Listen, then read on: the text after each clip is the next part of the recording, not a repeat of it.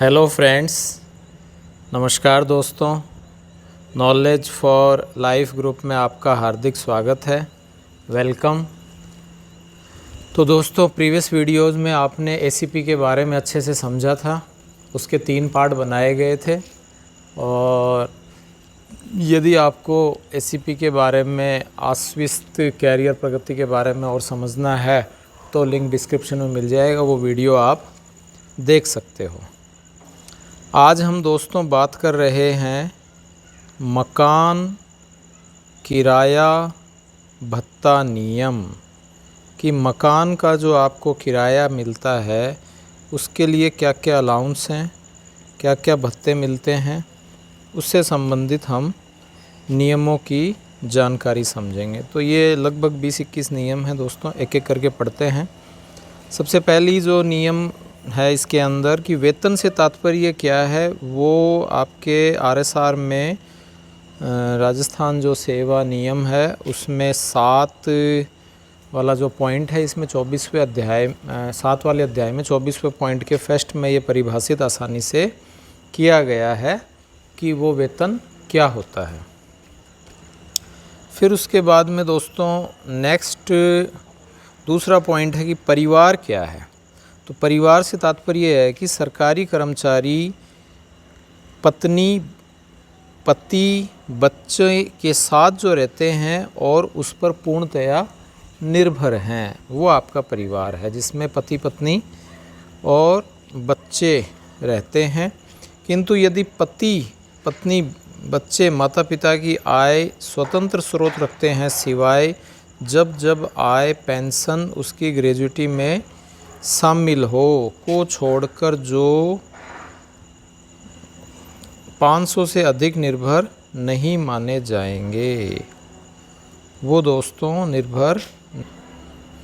ठीक है दोस्तों, तो ये आपके ये है कि परिवार में पति पत्नी बच्चे आएंगे, एक बात, और वह उनके ऊपर पूर्णतया किसके ऊपर, पति पत्नी पर निर्भर है, और पति पत्नी पति पर निर्भर है जो भी गवर्नमेंट जॉब में है।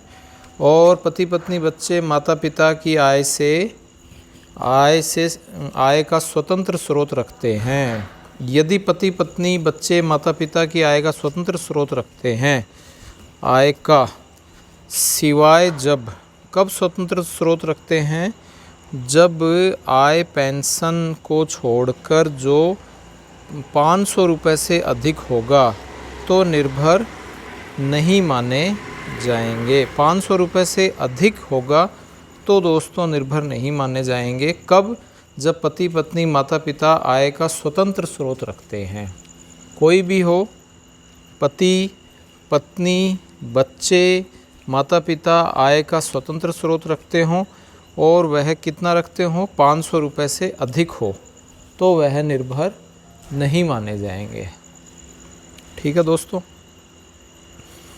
तीसरा जो नियम है कि निम्नलिखित मामलों में मकान किराया भत्ता देय नहीं होगा। जो सरकारी मकान या सरकारी आवास में रहता है, यदि कोई सरकारी मकान है, सरकारी आवास है, तो वहाँ मकान किराया भत्ता यानी HRA हाउसिंग जो रेट अलाउंस है वो आपके दे नहीं होता है।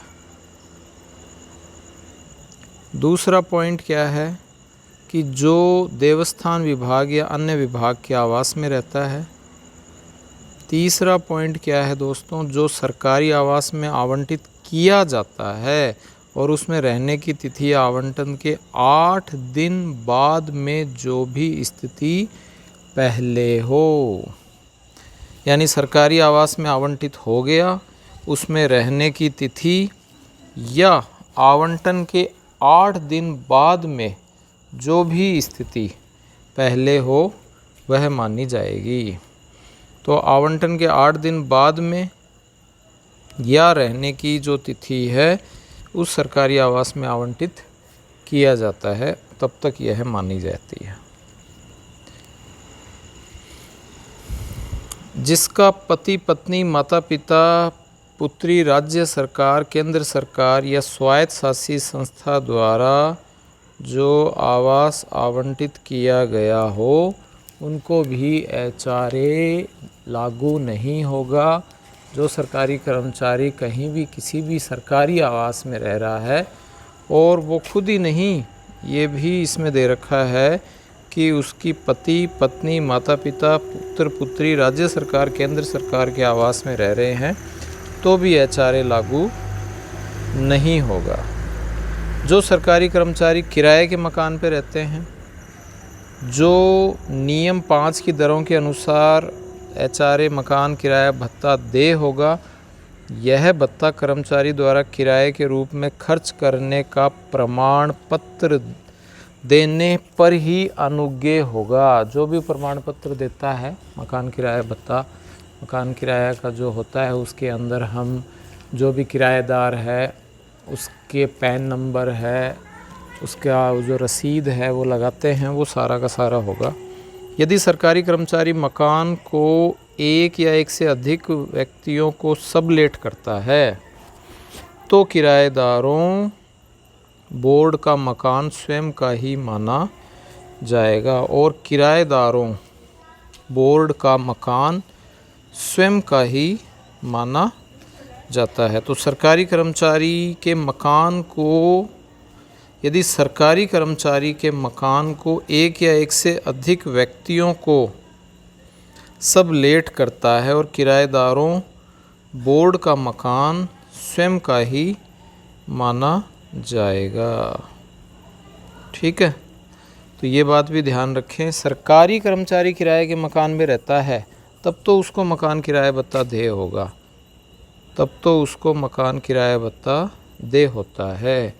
लेकिन यदि सरकारी कर्मचारी के मकान को कोई अन्य व्यक्ति जो हैं वो सबलेट करते हैं तो किराएदार जो हैं जितने भी हैं बोर्ड का मकान स्वयं का ही माना जाएगा।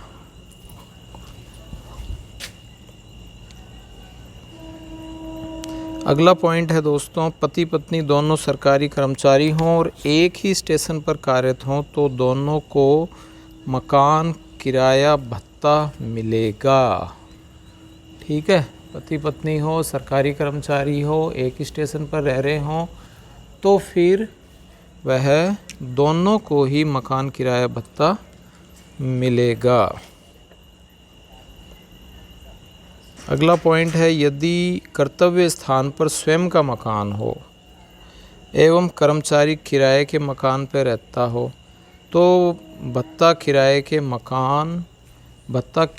मकान का मिलेगा। कर्तव्य स्थान पर रह रहा हो, स्वयं का मकान हो एवं कर्मचारी किराए के मकान पर रहता हो, स्वयं का मकान हो कोई दिक्कत नहीं, लेकिन किराए के मकान पर रह रहा है तो फिर किराए के मकान का भत्ता उस सरकारी कर्मचारी को मिलता है। कर्तव्य स्थान पर स्वयं का मकान हो परंतु वह किराए के मकान पर रहना चाहिए। एक सरकारी कर्मचारी जो स्वयं पत्नी बच्चों या माता पिता और हिंदू अविभाजित परिवार स्वामित्व वाले मकान में रहता हो, उसके द्वारा यह प्रमाण पत्र देने पर कि वह गृह कर या मकान के अनुरक्षित व्यय का भुगतान करता है, स्लैब के अनुसार मकान किराया भत्ता उसको दिया जाएगा। सरकारी कर्मचारी है, स्वयं पत्नी बच्चे उस मकान में रह रहा है, प्रमाण पत्र दे रहा है कि वह होम लोन भी दे रहा है, उसका भुगतान कर रहा है, तो फिर मकान किराया भत्ता देय होगा। तो ये कुछ 7 नियम थे।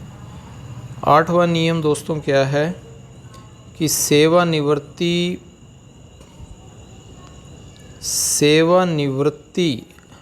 हो गई पूर्व अवकाश सहित, किंतु इसमें असाधारण अवकाश, अध्ययन अवकाश, सेवांत अवकाश शामिल नहीं है। सेवानिवृत्ति पूर्व है दोस्तों, सेवानिवृत्ति नहीं हुई है।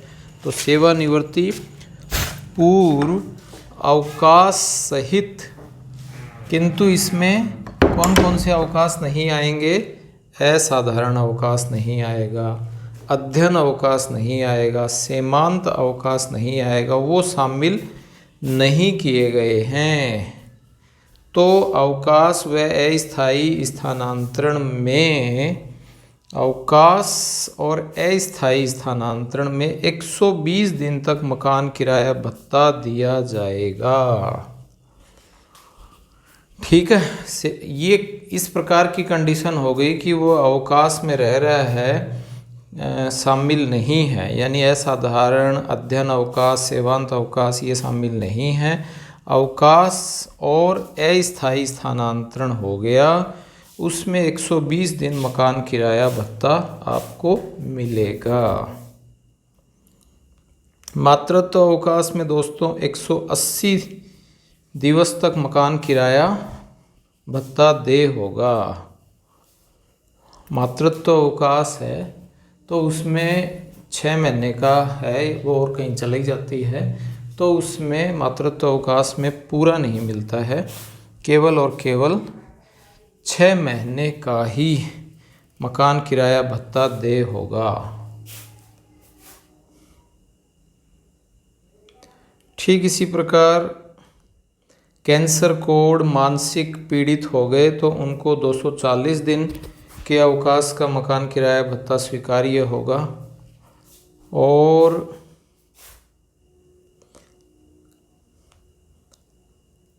कार्य ग्रहण काल और प्रशिक्षण में मकान किराया भत्ता पूर्व की दरों में मिलेगा।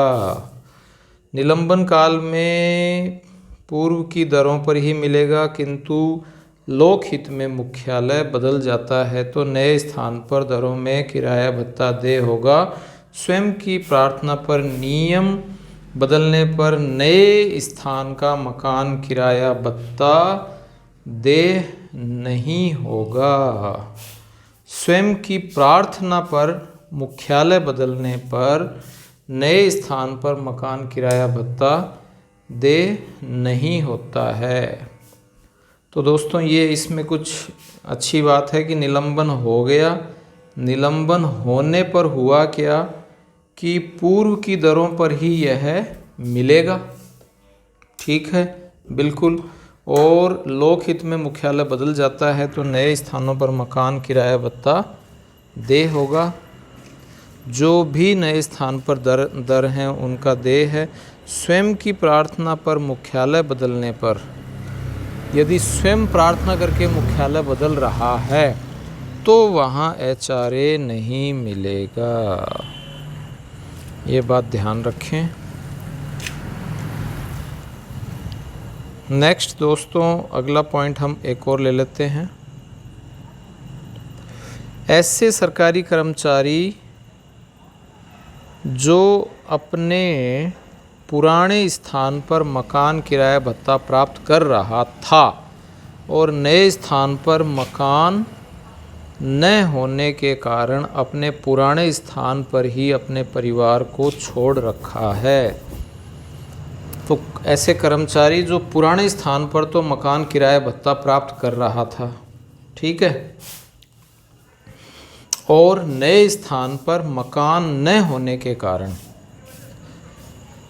पुराने स्थान पर ही अपने परिवार को छोड़ रखा है, वह नए स्थान पर कार्यभार संभालने की तारीख से 6 माह तक या मकान किराए में लेने तक नए स्थान पर उस सरकारी आवास आवंटित किए जाने तक उससे पहले ही उसी दर पर मकान किराया भत्ता पात्र होगा। मतलब कहने का अर्थ ये ट्रांसफ़र हो गया लेकिन नई जगह उसका मकान एडजस्ट नहीं हुआ और वहाँ अपने बच्चों को वह नहीं ला पाया, तो कार्यभार संभालने की तारीख से 6 माह तक नए स्थान पर उसे सरकारी आवास आवंटित किए जाने तक उससे पहले की दर पर जो भी मकान किराया भत्ता है, क्योंकि बच्चे वहाँ रह रहे हैं, इस नियम के अधीन मकान किराया नए स्थान पर देय नहीं होने पर भी स्वीकार्य होगा।